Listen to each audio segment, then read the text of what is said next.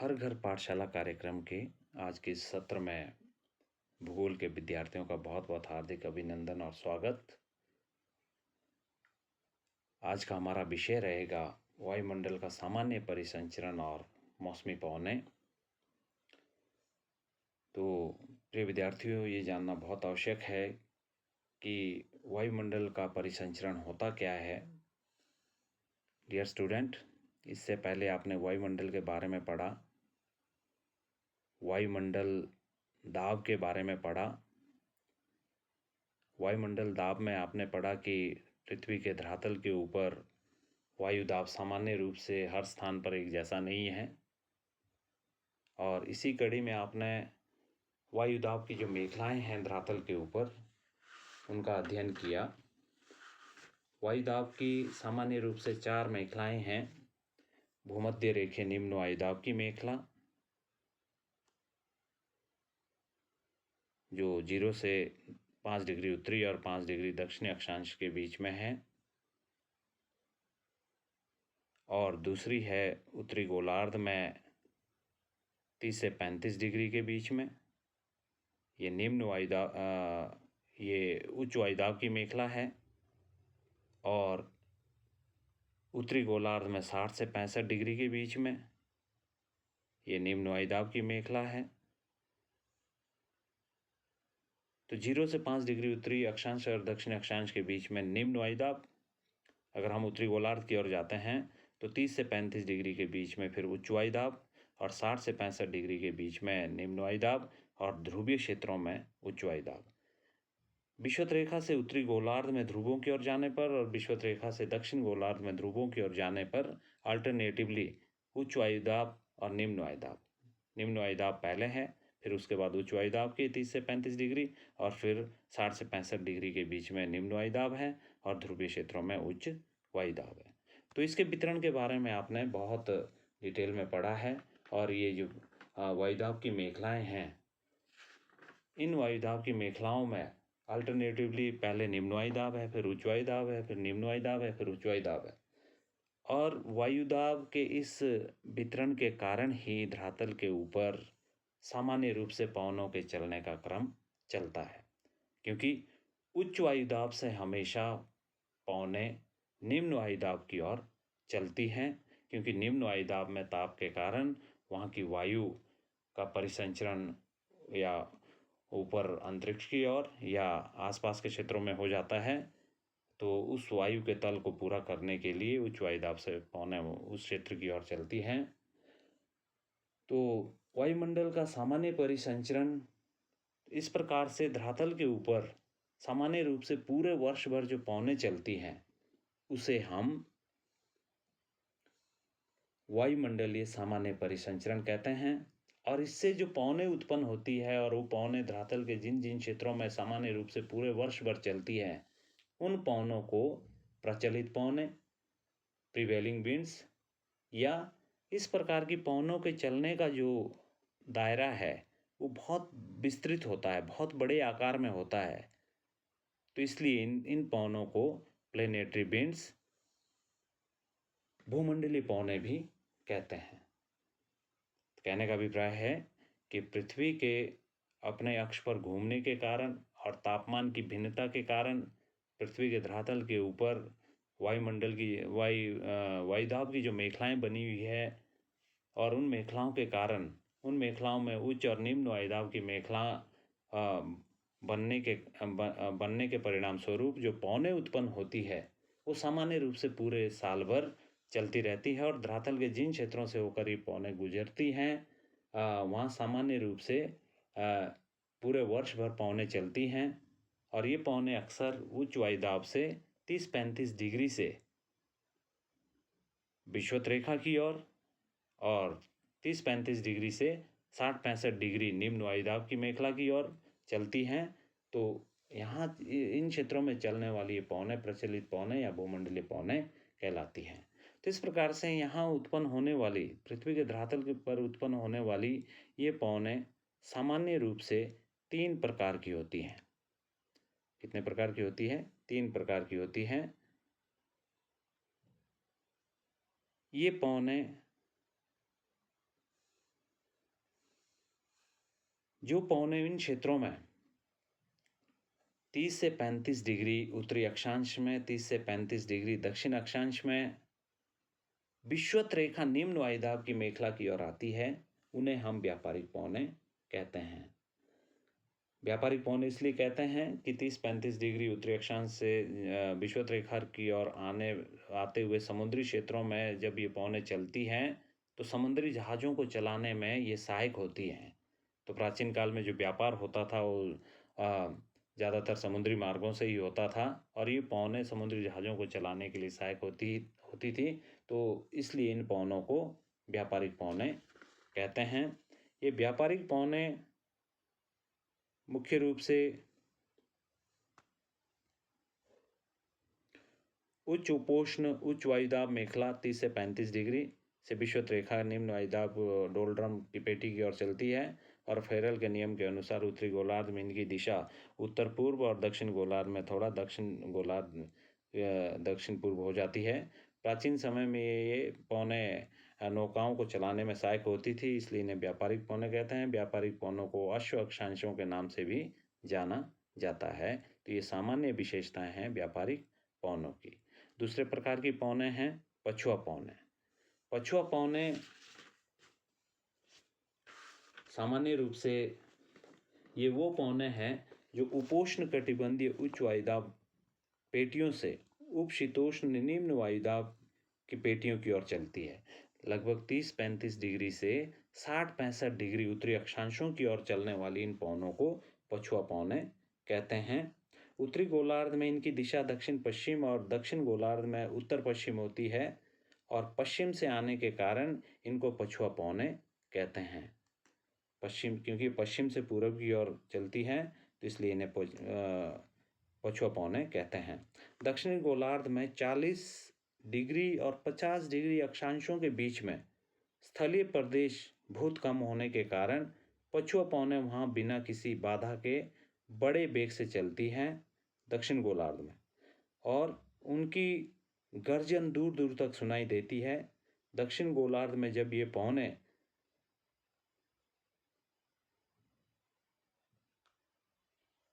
40 degree को पार करती है 40 डिग्री को पार करती है तो ये गर्जना चालीसा कहलाती है। 50 डिग्री को पार करती है दक्षिण में तो ये भयंकर पचासा और 60 डिग्री को पार करती है तो चीखती साठा के नाम से जाना जाता है दक्षिण गोलार्ध में। ये पौने क्योंकि गर्म प्रदेशों से ठंडे प्रदेशों की ओर चलती है इसलिए बहुत अधिक वर्षा करती है। क्योंकि इनकी दिशा पश्चिम होती है इसलिए ये वर्षा अधिकतर महाद्वीपों के पश्चिम भाग में करती है। तो जैसा आपने देखा कि जो व्यापारिक पौने हैं वो अक्सर महाद्वीपों के पूर्वी भाग में वर्षा करती है और पछुआ पौने ये महाद्वीपों के पश्चिम भाग में वर्षा करती है। तीसरे प्रकार की पौने हैं ध्रुवीय पौने। ध्रुवीय पौने ये वो पौने हैं जो ध्रुवीय उच्च वायुदाब पेटियों से उपशीतोष्ण निम्न वायुदाब की ओर चलती है। सामान्य रूप से आप देख सकते हैं कि ध्रुवों में उच्च वायुदाब होता है, चाहे वो दक्षिणी ध्रुव है चाहे उत्तरी ध्रुव है, और 60 से 65 डिग्री के बीच में निम्न वायुदाब होता है। तो ये ध्रुवों से 60 से 65 डिग्री उपशीतोष्ण निम्न वायुदाब की ओर चलती हैं। इन पौनों को ध्रुवीय पौने कहते हैं। ये ध्रुवीय पौने उच्च वायुदाब केंद्रों से ध्रुवों की ओर प्रभावित करती है। दक्षिण गोलार्ध में दक्षिणी पूर्वी और उत्तरी गोलार्ध में इनकी दिशा उत्तर पूर्वी होती है और ध्रुवीय पौने शीतल शुष्क होती है और ये प्रचंड और तीव्र वेग से चलती है। इन्हें नॉर्वेस्टर के उपनाम से भी जाना जाता है। तो इस प्रकार से सामान्य रूप से पृथ्वी के धरातल के ऊपर ये 3 प्रकार की पौने चलती हैं: पछुआ पौने, व्यापारिक पौने और ध्रुवीय पौने। तो ये तो सामान्य रूप से पृथ्वी के धरातल के ऊपर वायुमंडल का सामान्य परिसंचरण है और पूरे साल भर इन क्षेत्रों में पौने चलती हैं। और दूसरे प्रकार की जो पौने धरातल के ऊपर चलती है, पृथ्वी के ऊपर चलती है, वायुमंडल के परिसंचरण के कारण, वो है मौसमी पवनें। मौसमी पवनें, सीजनल विंड्स। तो सबसे पहले ये जानना बहुत आवश्यक है कि मौसमी पवनें या सामयिक पवनें होती क्या है। मौसम या समय के परिवर्तन के साथ जिन पवनों की दिशा बिल्कुल उलट जाती है उन्हें सामयिक पवनें कहते हैं। अर्थात मौसम बदलने के साथ साथ वो पवनें जो अपनी दिशा बदलती है, वो पवनें मौसमी पवनें कहलाती हैं। मौसम बदलने के साथ साथ, समय बदलने के साथ साथ पवनों के चलने का क्रम और पवनों के चलने की दिशा में जो परिवर्तन आता है उसे मौसमी पवनें या सामयिक पवनें कहते हैं। ये भी 3 प्रकार की पवनें हैं। सबसे पहला इसमें मानसूनी पवनें। मानसूनी पवनें, ये शब्द अरबी भाषा से लिया है और जिसका अर्थ है ऋतु। मानसूनी पवनें ये वो ऋतु संबंधी पवनें हैं जो ग्रीष्म ऋतु में 6 महीने के लिए सागर से स्थल की ओर और शीत ऋतु में 6 महीने के लिए स्थल से सागर की ओर चलती हैं। ये वो पवनें विशेषकर उत्तरी गोलार्ध के एशिया महाद्वीप में चलती हैं। इनके निर्माण के मुख्य कारण ऋतु परिवर्तन और जल और स्थल का विस्तार है, जिसमें जल और स्थल पर वायुदाब के अंतर के कारण ये पवनें उत्पन्न होती है। तो सामयिक पवनें, ऋतु पवनें ज़्यादातर मौसम बदलने के कारण, जल और स्थल के वितरण के कारण, वायुदाब की भिन्नता के कारण ये पवनें उत्पन्न होती है। मानसूनी भारत के दक्षिण में जो हिंद महासागर है, हिंद महासागर में गर्मियों के जब भारत में गर्मियों का मौसम होता है तो भारत के धरातल पर निम्न वायुदाब बनता है और हिंद महासागर में उस समय उच्च वायुदाब होता है। तो हिंद महासागर से पवनें भारत के धरातल की ओर चलती है और आपने देखा है कि ग्रीष्म ऋतु के बाद वर्षा ऋतु आती है। तो ये नमी वाली पवनें जब भारत के धरातल में पहुंचती है तो इनसे भारत के धरातल पर वर्षा होती है। सर्दियों के मौसम में आपने देखा है कि उस समय हिंद महासागर में उच्च वायुदाब होता है। उस समय वहाँ पर सूर्य की किरणें, प्रकाश ज़्यादा अधिक होने के कारण वहाँ निम्न वायुदाब होता है और भारत का धरातल ठंडा होने के कारण वहाँ उच्च वायुदाब होता है। तो पवनें सर्दियों के मौसम में भारत के धरातल से हिंद महासागर की ओर चलती हैं। तो उस समय ये पवनें अपनी दिशा बदल देती है, इसलिए इसे मानसूनी पवनें कहते हैं। अगला प्रकार है जल और स्थल समीर।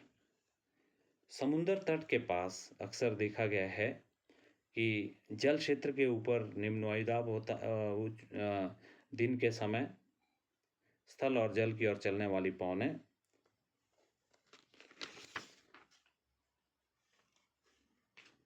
ये पवनें स्थानीय रूप से सागरीय तट के निकट विकसित होती हैं। ये वास्तव में सामयिक पवनें हैं जो दिन के समय समुद्र से स्थल की ओर और रात के समय स्थल से समुद्र की ओर चलती है। जल स्थल की अपेक्षा देर से गर्म होता है और देर से ठंडा होता है, इसलिए दिन के समय सागरीय तट के पास स्थल के गर्म हो जाने पर उसके ऊपर वायुदाब कम होता है। परंतु इसी समय जल क्योंकि इतना शीघ्र से गर्म नहीं होता, तो जल के ऊपर उच्च वायुदाब बना रहता है और स्थल की वायु गर्म होकर ऊपर उठ जाती है और जल के ऊपर ठंडी और भारी वायु स्थल की ओर चलती है। तो इसे जल और स्थल समीर कहते हैं। दिन के समय जल क्षेत्र से स्थल भाग की ओर पवनें आती हैं और रात के समय स्थल भाग से जल क्षेत्र की ओर पवनें चलती हैं। तो इसे हम स्थल और जल समीर कहते हैं। अगला है मौसमी और सामयिक पवनों में घाटी और पर्वत समीर। प्यारे बच्चों, आपने अक्सर देखा है कि पर्वतीय क्षेत्र में जो पवनें हैं स्थानीय रूप से पर्वतीय क्षेत्रों में चलती हैं। इन्हें पर्वत और घाटी समीर कहते हैं। घाटी पर्वत का जो निचला भाग है, जो मैदानी भाग होता है, वो घाटी क्षेत्र कहलाता है और ऊपर की ओर पर्वत की चोटी की ओर पर्वत है। तो वास्तव में ये भी सामयिक पवनें हैं जो दिन के समय घाटी से पर्वत शिखर की ओर चलती है। जो पर्वतीय क्षेत्रों में रहते हैं वो अक्सर गर्मियों के मौसम में आपने देखा होगा कि दिन में बहुत तेज़ धूप है, तो उस समय आप देखेंगे कि हल्की हवा का झोंका आ रहा है, तो निचले क्षेत्रों से पवन ऊपर की ओर चलती है। घाटी क्षेत्रों से दिन के समय पर्वत के ढालों की अपेक्षा घाटी अधिक सूर्य ताप की प्राप्ति करती है, जिससे वहाँ वायु और गर्म होकर संवहन धाराओं के रूप में पर्वत के ढालों के साथ साथ ऊपर की ओर चढ़ती है। जैसा कि आप यहाँ देख पा रहे हैं कि यहाँ दिन के समय पवन ऊंचाई की ओर जा रही है, पर्वत के इन ढालों से ऊपर की ओर जा रही है। दिन के समय की बात है, क्योंकि नीचे के क्षेत्र गर्म हो जाते हैं और गर्म होकर के गर्म वायु इन ढालों के सहारे ऊपर की ओर चली जाती है। और रात के समय की स्थिति बिल्कुल विपरीत होती है। रात के समय ऊपरी भाग वायुमंडल में वायु गर्म हो जाती है, जबकि धरातल के नज़दीक की वायु धरातल के नज़दीक की वायु गर्म होती है। तो ये ऊपर जाकर जो वायु ठंडी हो गई है वो इन ढाल के सहारे नीचे उतरती है। तो ये स्थानीय पवनें हैं। और जब ये वायु ऊपर की ओर चढ़ती है तो घाटी समीर कहलाती है, और जब ऊपर से ढाल के सहारे ये नीचे की ओर उतरती, घाटी की ओर उतरती है, तो इन पवनों को पर्वतीय समीर कहते हैं। तो इस प्रकार से ये 3 प्रकार की सामयिक पवनें हैं। सीजनल विंड्स हैं, मानसूनी पवनें और पर्वत और घाटी समीर, और तीसरा है स्थल और जल समीर। तो उम्मीद है कि आप सब बच्चों ने इन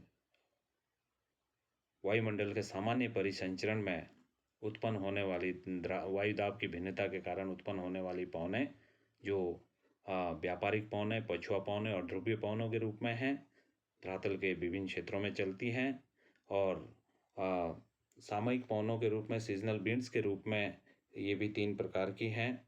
मानसूनी पवनें जो अलग अलग ऋतुओं में